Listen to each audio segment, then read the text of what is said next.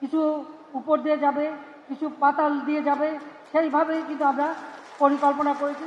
একটা পুকুর দেখলেই সেখানে একটা দালান তোলার প্রবণতা, অথচ এই ঢাকা শহর এক সময় খাল পুকুর ভরা ছিল, বাতাসটাও ঠান্ডা থাকতো, এত চমৎকার ছিল।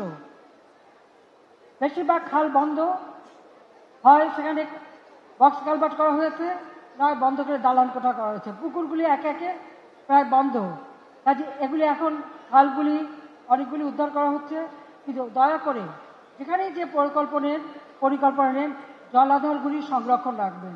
জলাধার সংরক্ষণ রাখলে বাতাসটাও পরিচ্ছন্ন থাকে, এত গরম হয় না, কারণ এত ইলেকট্রিক জিনিস ব্যবহার হয়, এত ওয়েব চলে মোবাইল ফোন থেকে শুরু করে সব ক্ষেত্রে, যার জন্য বাতাসটা পলিউশন হয়।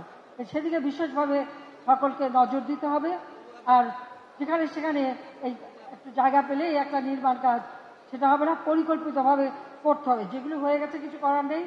তারপর আমি বলবো, পার্কগুলি করা হয় খুব সুন্দর, কিছুদিন পরে দেখা যায় যে সে পার্কে বাচ্চাদের খেলার জিনিস নষ্ট, ময়লা আবর্জনা, আড্ডাখানা অথবা মাদক সেবনের জায়গা হয়ে যায়। এখানে আমাদের ওয়ার্ড কমিশনার আছেন, সিটি কর্পোরেশন আছেন এবং স্থানীয় লোক আছে। আপনার যার যার এলাকা অবশ্যই আপনাকে দেখতে হবে এই পার্কগুলি যেন এভাবে যথেচ্ছাচার ব্যবহার না হয়, মাদকা সেবনের জায়গা না হয়, আর সেই জায়গাগুলি যেন নষ্ট না হয়। যার যার ওয়ার্ডের সৌন্দর্য বর্ধন, পরিচ্ছন্নতা এবং সেগুলিকে সুন্দর করা, এটা কিন্তু প্রত্যেকের দায়িত্ব। মনে রাখতে হবে, জনগণ ভোট দিয়ে আপনাদেরকে নির্বাচিত করেছে, এটা আপনার একটা দায়িত্ব এই কাজগুলি করার।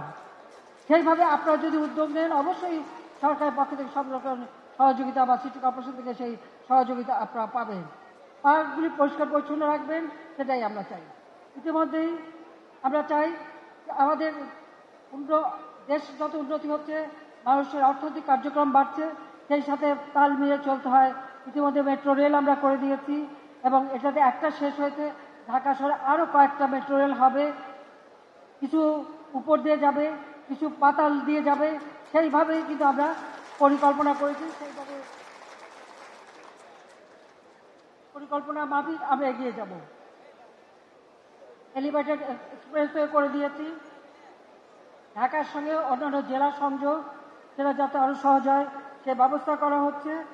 আর ঢাকার আশেপাশে 4টা কর্নারে 4টা হোলসেল মার্কেট, শুধুমাত্র কারওয়ান বাজার এক একটা জায়গার উপর নির্ভরশীল থাকে, লোক সংখ্যা বেড়ে গেছে, সেটা না করে আমরা 4 জায়গায় 4টা হোলসেল মার্কেট করে, যাতে মানুষ বাইরের থেকে পণ্য আনতে পারে, আবার সহজে মানুষ সেটা কিনতে পারে এবং পরিবহন করতে পারে, সেই সুযোগটা সৃষ্টি করার ব্যবস্থা আমরা নিয়েছি।